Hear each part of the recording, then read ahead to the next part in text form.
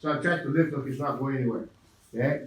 So when that happens, sit up and get your knee back in. Then you start again. You see that? So all you want to do is don't try when you're already committed to the position to reset the leg when your back is on the ground. Because here, if you do it, it's going to rotate the hip on your leg and mess up your leg, okay? So you sit first. See, I like the chest on the face. So he tries to push or put weight, move away a little bit. Look. See, I'm pushing his head. I moved this guy, moved in a little bit. I got that knee there. Then I put my shoulder down and finish the job. It's kind of like a chase. So a lot of times, oh, he doesn't go. Get your shoulder off the ground, get that leg deep, fish, and then go again, okay? And here, one of my favorite things is, now don't give me the arm at all. Move the arm as far as you can and rotate. Yeah!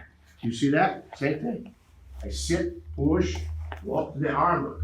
Oh, finish the job. So don't be lazy. If you feel like it's not going anywhere, you reset. Bring him over, move him to the side of the flip, get that knee deep, and put your shoulder down and go for the position. Okay, let's give it a try. 1, 2, 3, up.